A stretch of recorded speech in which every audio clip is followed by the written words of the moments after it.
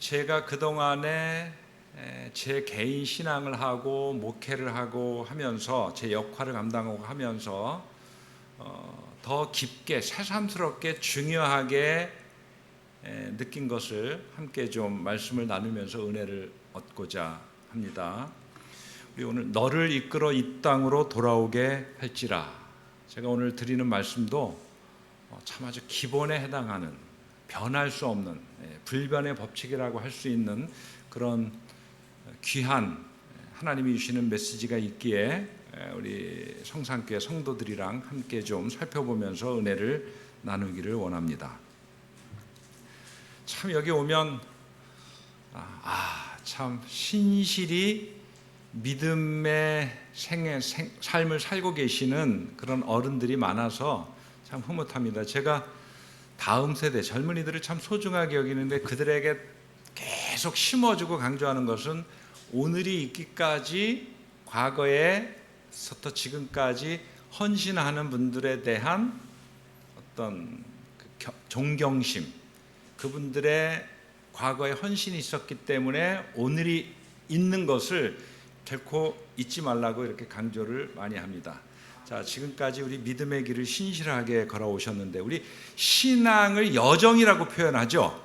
신앙 여정. 여정은 그냥 어떤 길을 가는 것입니다. 이 땅에서 우리가 신앙생활을 하는 것이 어느 순간 딱 시작해서 어느 순간 딱 마치 이 땅에서는 딱 마치는 것이 아니라 신앙의 여정이에요. 길을 가는 것입니다.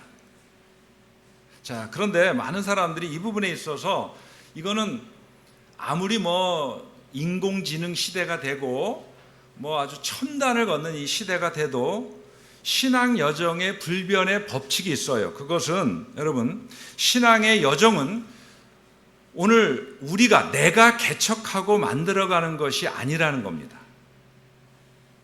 신앙생활 한다고 할 때 오늘 우리가 교회 출석하고 안식일에 교회 출석하고 헌금하고 마땅히 우리가 지켜야 될 어떤 교리를 지키고 하면 뭔가 우리의 신앙의 여정을 개척하는 것 같이 느껴지잖아요.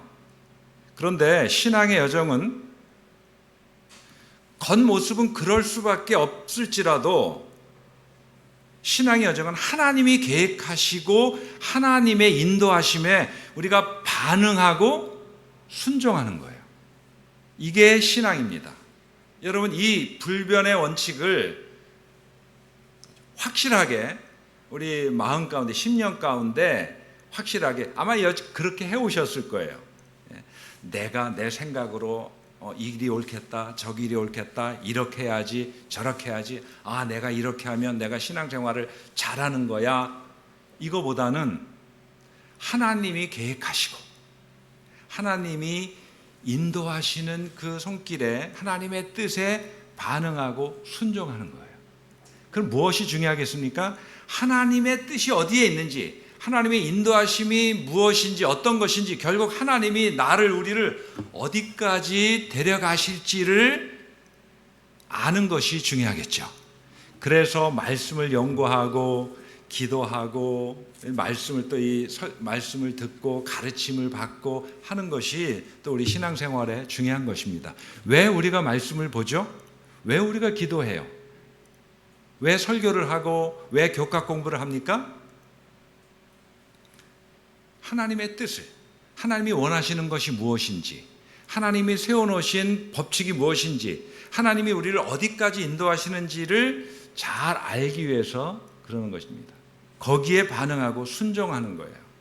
자, 오늘 본문의 말씀은 창세기 28장 10절부터 15절인데 제가 한번 봉독하겠습니다. 야곱이 브엘세바에서 떠나 하란으로 향하여 가더니 한 곳에 이르러는 해가 진지라. 거기서 유숙하려고 그곳에 한 돌을 가져다가 베개로 삼고 거기 누워 자더니 꿈에 본즉 사닥다리가 땅 위에 서 있는데 그 꼭대기가 하늘에 닿았고 또 본즉 하나님의 사자들이 그 위에서 오르락 내리락하고 또 본즉 여호와께서 그 위에 서서 이르시되 나는 여호와니 너의 조부 아브라함의 하나님이요 이삭의 하나님이라. 내가 누워있는 땅을 내가 너와 내 자손에게 주리니 내 자손이 땅의 티끌같이 되어 내가 서쪽과 동쪽과 북쪽과 남쪽으로 퍼져나갈 것이며 땅의 모든 족속이 너와 내 자손으로 말미암아 복을 받으리라. 내가 너와 함께 있어 내가 어디로 가든지 너를 지키며 너를 이끌어 이 땅으로 돌아오게 할지라. 내가 허락한 것을 다 이루기까지 너를 떠나지 아니하리라 하신지라. 자, 신앙은 제가 강조했듯이 신앙은 하나님이 계획하시고 하나님의 인도하심에 우리가 반응하고 순종하는 것이다. 제가 신앙 여정을 이렇게 소개를 했고 정의를 내렸습니다. 이런 전제하에 그 하나님의 인도하심에 인간은 어떻게 반응하는가, 어떻게 반응할 수 있는가, 그리고 그 반응에 따라 하나님께서 계획하신 바를 어떻게 다 이루어 가시는가. 오늘 본문에 기록된 야곱의 베델 경험, 베델 사건을 통해서 이 문제를 한번 우리가 생각하면서 성경이 주는 답을 찾기를 원합니다. 여러분, 제가 읽어드린 베델 사건은 야곱의 생애와 신앙의 여정을 이해할 수 있게 하는 아주 대표적 사건 가운데 하나예요. 우리가 야곱이 경험했던 우리가 잘 아는 사건은 또 뭐가 있죠? 야복강 나루에서 하나님의 사자와 씨름하던 그 경험도 우리에게 아주 주는 그런 교훈이 크잖아요. 자, 거기에 못지않게 오늘 본문에 기록된 베델의 경험, 이것이 야곱의 생애를 통해서 우리에게, 오늘 저와 여러분에게 말씀하시고 싶어하는 내용이 이 야곱의 베델 경험 가운데 너무 잘 담겨져 있는 것입니다. 여러분, 오늘 과거의 우리 믿음의 선조들의 그런 경험, 어떤 그런 기록들이, 역사들이 왜 이 성경에 계시된 말씀으로 기록돼서 오늘 우리에게 제시됐을까요? 오늘 우리에게 하시고 싶은 그 사건을 통해서, 그 경험을 통해서 오늘 저와 여러분들에게 말씀하고 싶은 내용이 있기 때문인 것입니다. 자, 오늘 이 베델 사건의 배경을 보면 제가 잘 아시지만 간단히 좀 요약해드리면, 야곱은 이미 하나님께서 그렇게 계획하셨어요. 동생이지만 내가 장자가 될 것이다. 장자권을 누릴 것이다. 하나님이 약속하셨어요. 그리고 그렇게 태어났습니다. 자, 그런데 늘 어머니 리브가로부터 그 얘기를 들은 야곱, 또 리브가까지도 하나님이 약속하셨는데 이 하나님의 약속을 빨리 내가 성취하기 위해서 어떻게 해서 기다리지 않고 속임수까지, 아주 파렴치한 속임수까지 동원하면서 장자권을 쟁취를 한 것이죠. 팥죽 한 그릇에 그 배고파하는 형의 약점을 이용해서 그냥 장자권을 공식적으로 사버립니다. 하나님이 그렇게 약속하시고 하나님이 계획하셨으면 걱정할 게 없는데 그냥 내 속임수까지 내가 그냥 공식적으로 쟁취한 거예요. 에서가 할 말 없게 나한테 팔았지 않느냐. 막상 장자권을 행사하려고 할 때 딴소리 할까 봐 파는 거예요. 요즘은 제가 그런 데 관심이 없기 때문에 많이 정확히는 알지 못하지만, 자, 세 자녀가 있어요. 그 부모가 유산을 상속할 때 장자에게는 더 줍니까? 우리 아까 마 목사님 얘기를 제가 깊게는 안 들었지만 우리 한 장로님 돈이 많으신 거예요. 제가 그냥 가볍게 그냥 하나의 그 교과 공부를 재밌게 하기 위해서 이렇게 내가 돈이 한 100억쯤 있어. 근데 나에게 자녀가 저에겐 둘이에요. 아들, 딸. 그럼 일단 아들이니까 더 주고, 아들이 장자니까 거의 전부를. 근데 우리 처갓집 보니까 장인어른이 이렇게 돌아가시고 보니까 딸 넷에 아들 하나인데 아들이 거의 그래도 우리는 그거 예? 근데 요즘은요, 만약에 그랬다가 소송을 하면 나라의 법은 똑같이 나누라는 거래요. 예. 그래서 이거 아들 딸들이 싸움 안 나게 하려면 우리 그리스도인들은 싸움 안 하죠. 우리도 부모님 뜻인데 그리고 제가 장자거든요. 근데 나라의 법은, 근데 그 당시만 하더라도 야곱 당시만 해도 그렇지 장자에게 절대적인 그게 간 것입니다. 성경의 기록을 봐도. 그러니 아예 그냥 아주 가장 그 약점이 보일 때, 그 사람의 약점이 드러나 보일 때 그걸 이용해서 속여서 팥죽 한 그릇에 너무 쉽게 장자권을 쟁취한 거예요. 그래서 인간적으로 나중에 그 이삭이 나눌 때 나한테 팔았다. 그때 아마 도장 찍었을 수도 있어요. 계약서 쓸 수도 있었겠죠. 성경에 자세하게 묘사되진 않았지만. 자, 그런데요, 여러분, 성경을 보면 하나님이 약속하신 것은 반드시 이루어집니다. 그런데 그 하나님의 약속을 못 믿어서 내가 좀 숟가락 하나 올려야겠다고 해서 이렇게 속임수까지는 안 쓰더라도, 야곱은 속임수까지 써서 그 일을 앞당겼기 때문에 톡톡히 치러야 될 대가를 치렀습니까? 안 치렀습니까? 톡톡히 치렀어요. 그때부터 파란만장한 도망자 신세가 된 겁니다. 근데 그 도망자 신세가 돼서 그 자기 삼촌이 있는, 외삼촌이 있는 하란으로 가는 도중에 노숙자 신분에서 어쩔 수 없이 들판에서 돌베개를 베고 노숙을 할 때 일어난 사건이 오늘 창세기 28장 10절부터 15절에 일어났던 사건이에요. 자, 꿈을 꿨어요. 그냥 그 도망자 신세에 춥고 배고프고 위험하고 두려움에 떨면서 노숙을 하는 그날 밤 꿈을 꿨습니다. 어떤 꿈이에요? 땅과 하늘을 맞닿는 딱 사다리가 놓였는데 한 천사들이 오르락 내리락 하는 꿈을 꿨어요. 그리고 그에 하나님이 계신 겁니다. 꿈에서 이제 깨어난 야곱은, 와, 여기 이렇게 하나님이 계시는데도 내가 미처 몰랐구나 하고 두려운 마음으로 그곳을 경외해야 하는 마음으로 그곳을 뭐라고 졌어요? 이름을 벳엘, 하나님의 집. 자, 이게 이제 28장의 그 배경과 내용을 제가 요약해 드린 것이고, 이 베델의 경험에서, 베델의 사건에서 오늘 저와 여러분이 눈여겨보아야 할 몇 가지 아주 중요한 어떤 교훈이 있는데,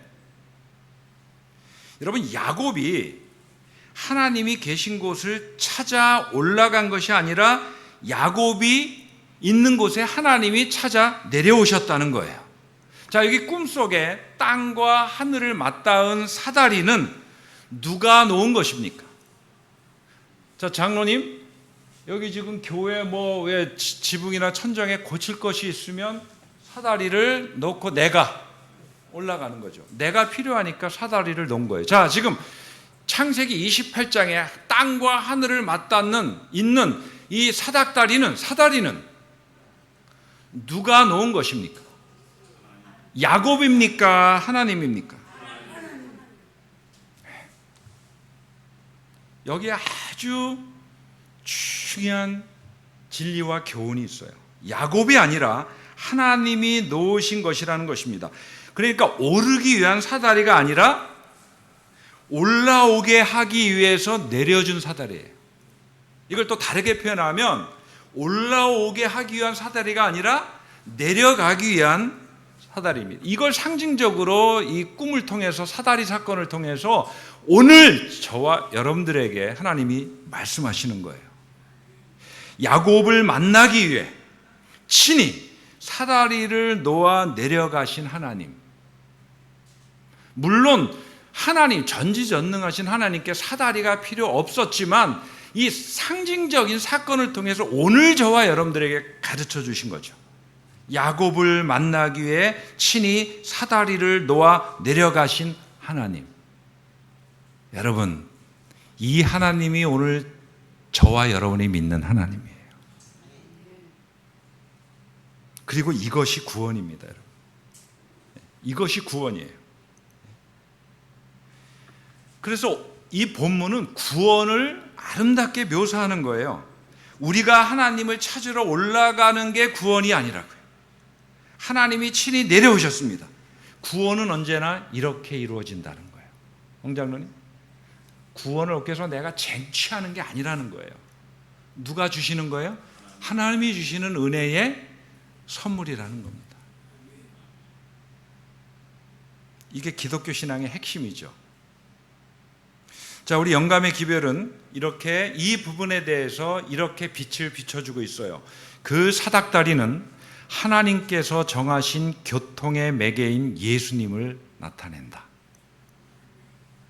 만일 그분께서 자신의 공로로 죄가 만든 깊은 구렁에 다리를 놓지 않으셨다면 섬기는 천사들이 타락한 인류와 교통할 수 없었을 것이다.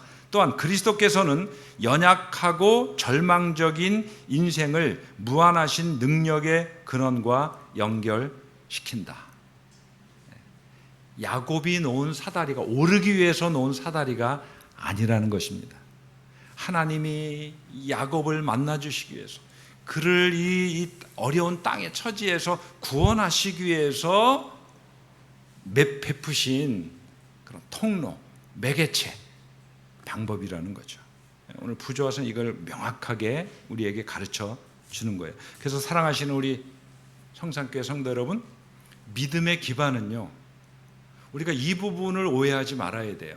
이 기독교 신앙은 이 부분이 오해되면 믿음과는 정반대의 길을 열심히 가게 돼요. 그게 행함으로 말미암는 의를 추구하는 겁니다. 여러분, 믿음의 반대가 우리는 불신앙으로 생각하지만 진정 성경적 의미에서 믿음의 반대는 자기의예요. 이게 믿음의 반대되는 겁니다. 그런데 우리가 이 기준이 확실치 않으면 열심히 믿음과 반대되는 길을 간다고요. 그래서 믿음의 기반은 나의 열심이 아니라 하나님의 열심이에요. 자, 그런데 제가 경험적으로나 제 주변에 보면 우리 이소부화가 이걸 잘 가르쳐주고 있는데, 폭풍이 쌩쌩 몰아치는데 저 길 가는 행인의 외투, 뭐 어떤 때는 모자로 표현되고, 저 외투를 벗기는데 결국 강한 어떤 휘몰아치는 바람이 승리했어요? 따뜻한 햇빛이 승리했어요? 따뜻한 햇빛이 승리하는 거예요. 왜? 찬바람이 불고 막 그러면, 비바람이 불면 사람 어떻게 되게 돼 있어요? 더 꽁꽁. 여러분, 엊그저께 그 지나간 태풍 이름이 뭐였죠? 종다리. 근데 그때 다 뭐 학교도 일찍 파하고 막 그랬잖아요. 근데 공교롭게 그때 한 3박 4일 여정으로 제 딸과 사랑하는 손녀가 제주도에 왔어요. 근데 그날 다, 근데 계획도 돼 있고 이 시간이 아쉬워서 태풍이 몰아치는 날, 그날 오후에 성산에 왔습니다. 성산 저기 아쿠아 플라넷? 예. 거기를 갔는데, 거기를 나오고 이제 식사하러 가야 될 시간이 6시 좀 지났어요. 근데 그때가, 와, 뭐 어떻게 알아가지고 그 앞에 식당을 갔는데 그냥 막 진짜 막 사정없이 비가 퍼붓고 막 요란하게 바람이 부는데, 이제 3살 지난, 4살 된 그 손녀를 꽁꽁 뭐 이렇게 싸매가지고 꼭 안고 이제 식당을 들어갔어요. 근데 햇빛이 따뜻하게 나는 그런 평안한 날씨였다면 그럴 필요가 없잖아요. 우리의 열심도, 동기가, 그 힘이 나의 열심이 되면 언젠간 지치고 실망하면 나가 자빠지는 거예요. 그런데 하나님의 열심에 우리가 반응하고 하나님의 열심을 온전히 깨닫는 순간 그 열심이 나의 열심이 되는 거예요. 여러분, 이렇게 열심히 신앙생활하는 게 내 힘이라고 생각하십니까? 아니에요. 한 장로님이 이렇게 90이 넘도록 평생을 우리 신실하게 신앙생활하는 것은 하나님의 열심이 장로님을 그런 열심으로 인도해 가시는 거예요. 여러분, 이게 신앙입니다. 그래서 구원은 나의 공로가 아니라 하나님의 사랑과 은혜로 주어지는 거예요. 이게 야곱의 베델의 경험을 통해서 하나님이 오늘 저와 여러분들에게 깨닫기를 원하시는, 하나님이 주시는 교훈입니다. 자, 그 다음에 또 하나 이 야곱의 베델의 경험에서 좀 생각할 점은 이것인데, 꿈 내용이 기록되어 있잖아요. 야곱이 꿈을 꿨잖아요. 근데 제가 좀 알쏭달쏭한 질문을 한번 좀 드려보겠습니다. 꿈은 꾸는 것일까요? 꾸어지는 것일까요? 홍 장로님 혹시 어젯밤에 무슨 꿈 꾸셨어요? 잘 주무셨네요. 어젯밤에 꿈 꾸신 분, 장로님 꿈 꾸셨어요? 근데 주무시기 전에 오늘 내가 요 꿈을 꾸어야겠다고 그 꿈을 생각하고 꿈의 내용을 아셨어요 미리? 그냥 꾸어진 거잖아요. 꿈은 꾸는 것이 아니라 꾸어진다는 것이에요. 꿈을 꾸고 싶은 대로 꾸는 사람은 없습니다. 그렇죠? 여러분, 뭐 세계 동일한 현상인데 근데 한국에는 특별히 같은 일인데 그것을 접근하는 사람들의 반응, 정서, 이야기가 다른데, 여러분, 로또, 복권, 막 수십억, 수백억, 복권 당첨하는 일이 생기면 억지로라도 만들어내는 게 뭐죠? 꿈 이야기잖아요. 무슨 꿈을 꿔서 그 복권이 당첨된 것처럼 사람들이 만들어 가잖아요. 가끔 신문에 나오는 거 이렇게 보면, 옛날에 그 춘천에서 그 로또가 나왔을 때 처음에 아주 대서특필하게 나왔는데 한 경찰관이 400억이 넘는 복권에 당첨이 됐어요. 근데 그 이후에 얼마나 많은 썰들이 돌아다니는지, 그 춘천 가기 전에 무슨 그 산이 하나 있는데 이 경찰관이 그 복권이 당첨되기 전에 일요일인가 등산을 갔다가 멧돼지 3마리를 그 산 정상 부근에서 좋아하는 그 꿈을 꿨대요. 근데 나중에 알고 보니까 그 꿈꾼 게 없다고 정작 당사자는 얘기를 하던데 온갖 것들이 다 돌아다니더라고요. 근데 제가 산을 좋아하니까 그 후에 꽤 시간이 많이 지나서 그 산을 갔어요.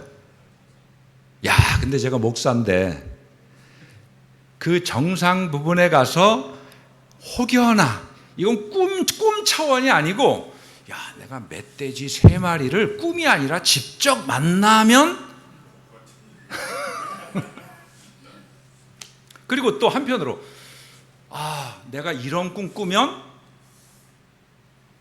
다 대한민국 그 기사를 읽은 사람이면은 오늘 교과 공부했잖아요.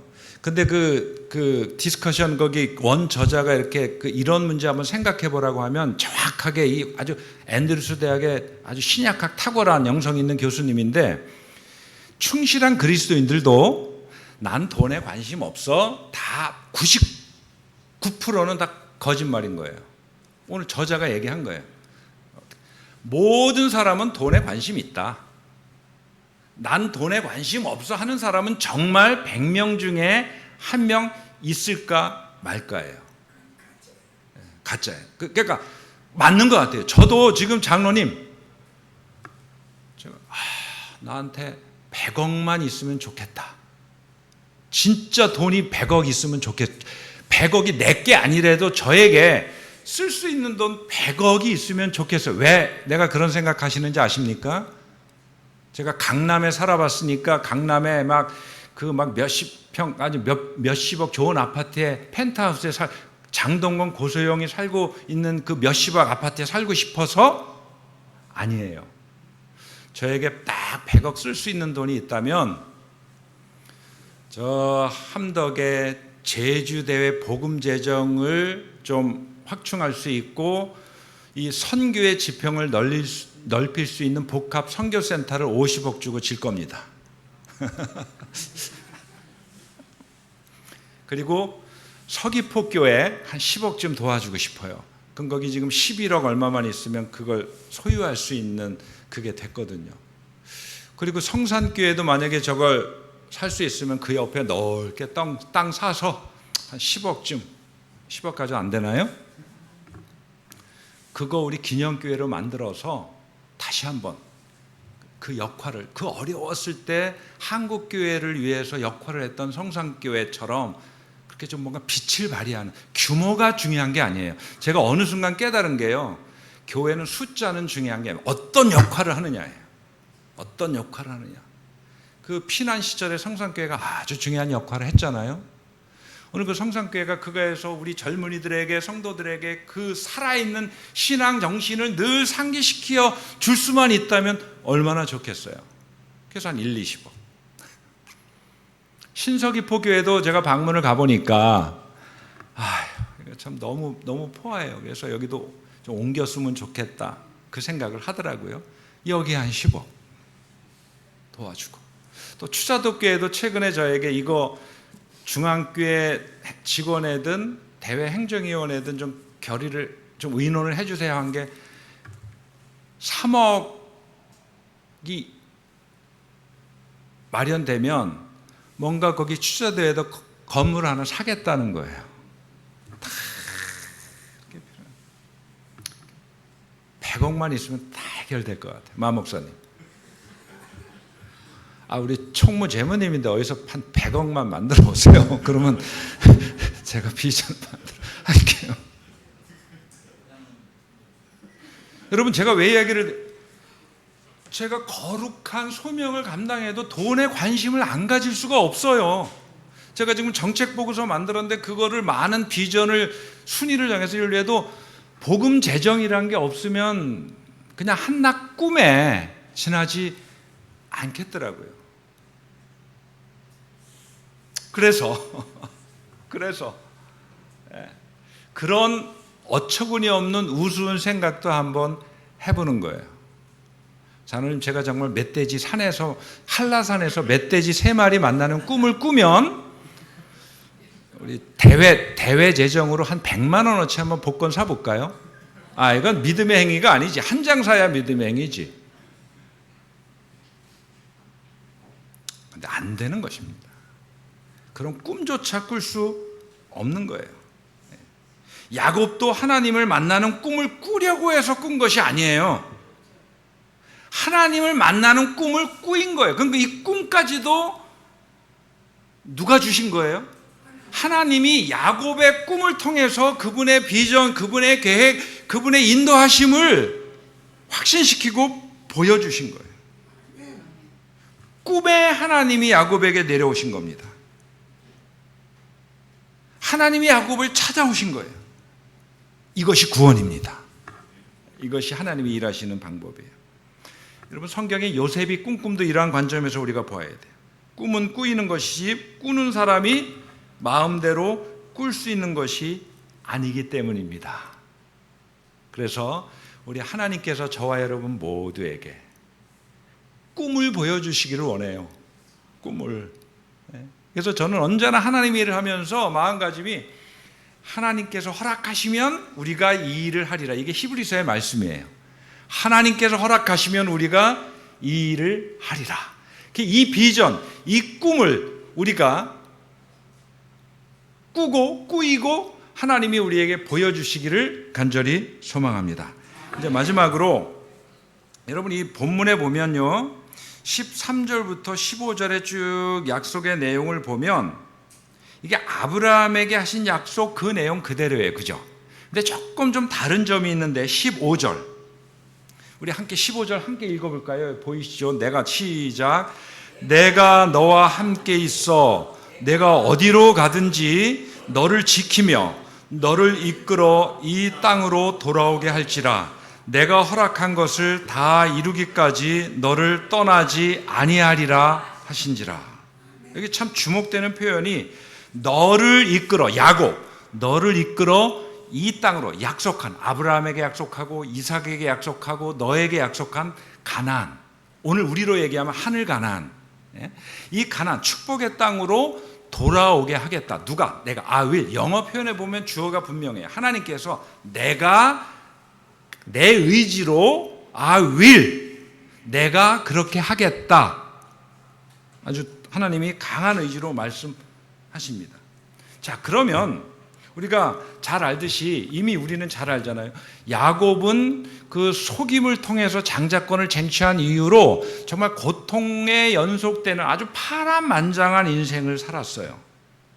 그러면 결국 그 자리에 돌아오게 할 것이며, 결국 축복의 자리, 영원한 자리로 돌아오게 할 것이면 왜 야곱에게, 오늘 우리에게 그렇게 힘든 인생, 돌아가는 인생을 살게 하셨을까?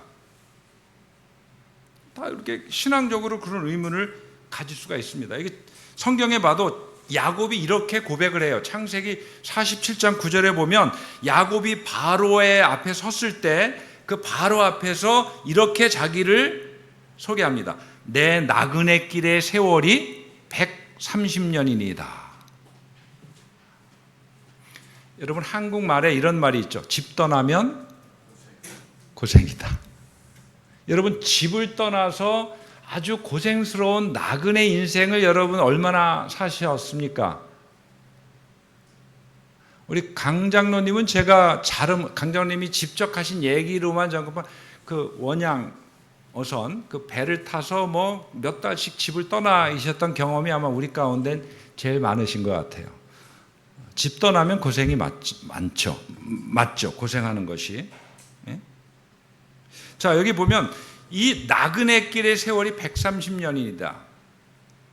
여러분, 저도 한 달간 걸어서 한 천리길을 걸어본 적이 있어요. 2017년도에, 지금 몇 년 전이죠. 제가 배낭 하나 메고 두 다리로 저 스페인의 산티아고 순례길이라는 곳을 1000km를 매일 한 30km, 40km 가깝게 한 20 며칠 걸려서 완주를 했어요. 뭐 정말 나그네길 인생 고생스러운 거죠. 한 달입니다. 한 달. 자, 그런데 사실 따지고 보면 이 땅에서의 우리의 삶 자체가 나그네 여정이라는 거예요. 성경이 우리에게 그걸 가르쳐줘요. 그러니까 우리가 여기서 머물 곳이 아니고 만족할 곳이 아니라는 것을 가르쳐주는 겁니다. 그 나그네 길의 세월이 130살에 바로를 만났으니까. 그리고 여기 마지막에 보면 이런 표현이 있어요. 내가 험악한 세월을 보내었나이다. 스스로 알고 있어요. 참 험악한 세월을 보낸 것입니다. 자, 근데 우리는 신앙생활을 하면서 문득 하나님이 나를 꽃길만 걷게 해주시기를 바라는 거예요. 또 결국은 그 길이죠. 근데 우리가 이 땅에 사는 날 동안에도 하나님이 나를 정말 축복의 길, 좋은 길, 근심 걱정 얻는 길, 만사 형통한 길로만 인도하기를 바라는 마음이 저서부터도 왜 없겠습니까? 그런데 우리가 깨달아야 될 것은 하나님이 저와 여러분들을 인도하시는 방법이 비단길, 꽃길만을 걷게 하지 않으신다는 거예요. 왜냐하면 결국 이 세상에 가치 있는 것들, 뭐가 있습니까? 돈. 그래서 오늘도 돈에 대해서도 중요한 게 돈 자체가 나쁜 게 아니에요. 그죠? 성경은 절대 그렇게 가르치지 않습니다. 근데 아까 우리 마목사님이 우리 그 비유를 잘했는데 돈이 신앙보다 우선 가치가 더 무게 있는 가치가 되고 저울에 달았을 때 내 재림신앙과 돈의 무게를 달았을 때 돈이 돈 쪽으로 기우는 마음을 우리가 가지고 있으면 자, 아까 아주 생생한 비유를 들었는데 오늘 일당 가면 평상시에 10만 원 받던 일당을 100만 원 준다고 하면 오늘 평상시에 그래도 신실하게 우리가 안식을 준수하는데 속마음에 돈의 가치가 내 재림신앙의 안식일의 가치보다 더 커지는 순간, 무거워지는 순간 당연히 오늘 어디를 가겠어요? 어디를 가겠어요? 아니, 돈의 무게가 더 커졌을 때는 10만 원 주는데 오늘은 100만 원을 주면 당장 거기 가죠. 왜? 이거보다는 이 우선 영순위가 여기에 있고 무게가 여기에 가치가 더 있기 때문에 그런 거예요. 또 명예. 야, 이게 제가 신앙생활하면서 보면 결국 그 아주 신실하고 존경하는 노 장로님, 노 목사님들도 막판에 이것 때문에 걸려 넘어지는 분들이 꽤나 있더라고요. 명예. 이건 제가 아주 한때 정말 그렇구나. 이게 정말 인간의 이상은.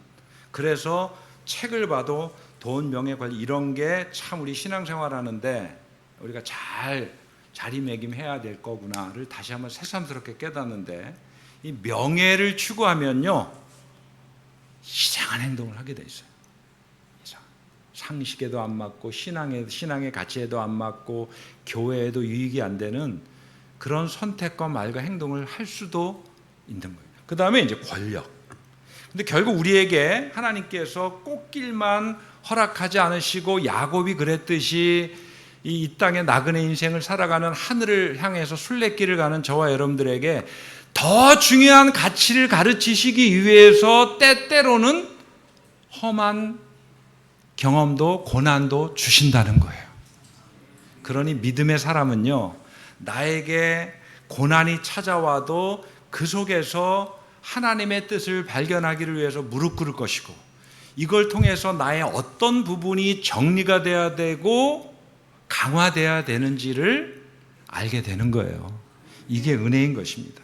그래서 하나님은 경험하여 알게 하실 때도 있어요. 시간 속에서 인도하실 때도 있습니다. 그냥 과정을 통해서 인도하신다는 거죠. 그리고 어떤 때는 그가 저지른 잘못을 뼈저리게 느끼게 하셔서 다시는 그 잘못을 반복하지 않게도 하시는 겁니다. 그래서요, 어쩌면 신자의 인생은, 이 땅에서 하나님의 백성의 삶은 고달플 수 있어요. 제가 시간 12시 다 마치도록 하겠습니다. 그 목회를 하면서 이게 오래전은 아니고요, 몇 년 전에 깨달은 게 있어요. 그래서 제가 여기 오기 전에 영동교회에서 목회할 때도 제주중앙교회도 설교할 때 한 두어 번 언급을 했는데, 이 마목사님 목회란 것이 마목사님하고 거의 비슷하게 목회를 했어요. 제가 한 3년 신학 한 3년 선배 되니까 비슷하게 저랑 목회를 했는데, 마목사님 제가 목회를 해보니까 이 목회라는 것이 잘해도 어렵고 못해도 어렵더라고요. 못하면 솔직히 말해서 여러분 그러지 마세요. 어떤 목회자가 와도 여기 왔다는 것은 그래도 하나님의 섭리가 있는 거더라고요. 제가 발견한 게 그렇습니다. 다 목회자들이 다른데 그때 필요하니까 보내시는 거거든요. 근데 목회를 못하면 성도들이 가만두지 않잖아요. 힘들어요.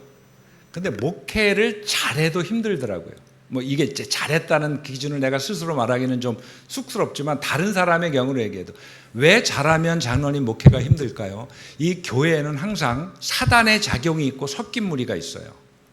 고집 부리는 분이 있다고요. 덜 변화된 분들이 있다고요.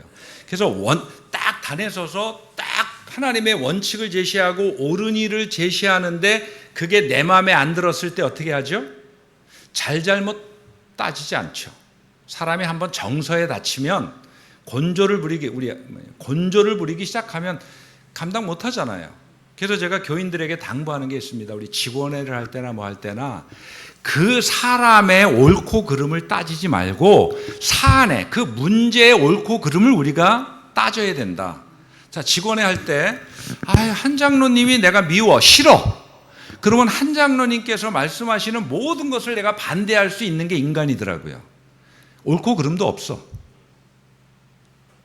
근데 내가 밉든, 내가 또 홍 장로님은 좋아해. 그럼 홍 장로님이 엉터리 주장을 해도 나는 다 찬성을 해.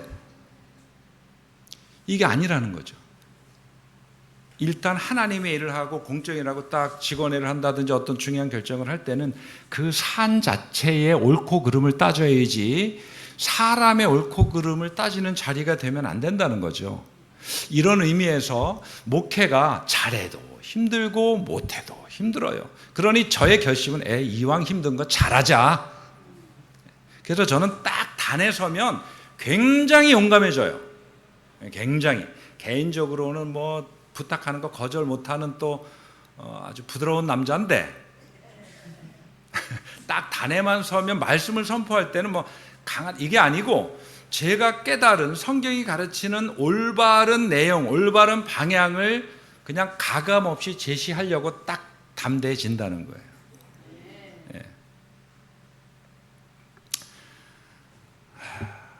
여러분, 벌써 양심대로 살고 고지고대로 살면 이 주변의 이웃들이 우습게 보잖아요. 또 막 할 수도 있잖아요.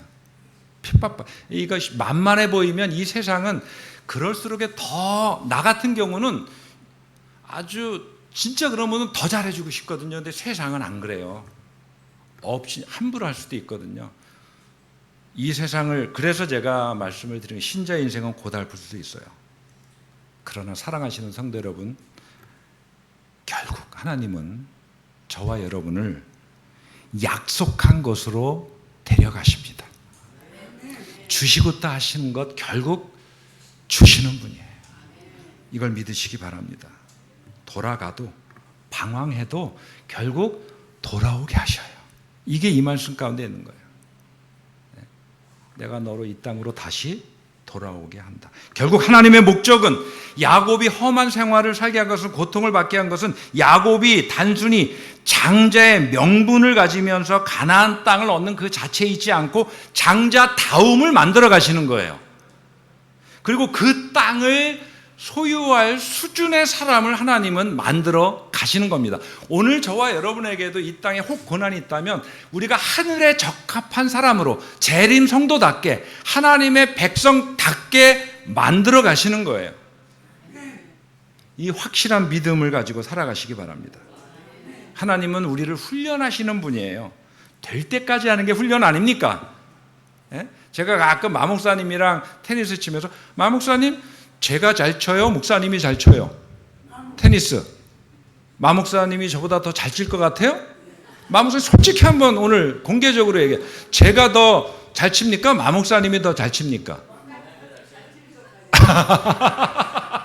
근데 제가 마목사님 보면 그냥 마목사님 요거는 요렇게 했으면 좋겠습니다 하는데 이게 단번에 되는 게 아니에요. 이미 오래 쳐서 자기 습관이 있기 때문에 이걸 다시 고치려면 여지껏 했던 것보다 더 많은 시간의 훈련이 필요한 거예요. 하나님이 우리를 그렇게 인도하시는 거예요. 이게 우리를 또 사랑하시는 방법이기도 해요. 그래서 우리를 훈련시킬 때 이것도 하나님의 사랑이구나 해야지, 이럴 수 있어 하나님? 하나님이 살아계신다면 이럴 수 있어? 이렇게 생각하는 것은 신앙의 생각이 아닌 겁니다. 자, 이제 말씀을 마치면서 이 야곱의, 그래서 결국 돌아서 그 야곱의 그 말년에 보면 야곱이 어느 경지에까지 이르냐면 그 당시 세계를 주름잡던 바로 앞에 섰을 때 야곱이 바로에게 축복하며 내가 너를 축복하노라. 우리가 이 세상의 권력자, 돈 많은 사람, 명예로운 사람 앞에서 기죽을 필요가 없는 거죠. 결국 하나님의 백성은 이 정도까지 간다는 거예요. 오히려 내가 너를 축복하노라. 이런 삶을 살게 되시기를 바랍니다. 야곱에게 역사하신 하나님의 일하심, 인도하심이 오늘 저와 여러분 모두에게 함께 하시기를. 그래서 하나님이 계획하시고 인도하시는 신앙 여정을 하나님이 계획하신 그 자리에 이르기까지 그 신앙 여정을 걸어가시는 저와 여러분 모두가 되시기를 간절히 소망하면서 말씀을 마치겠습니다.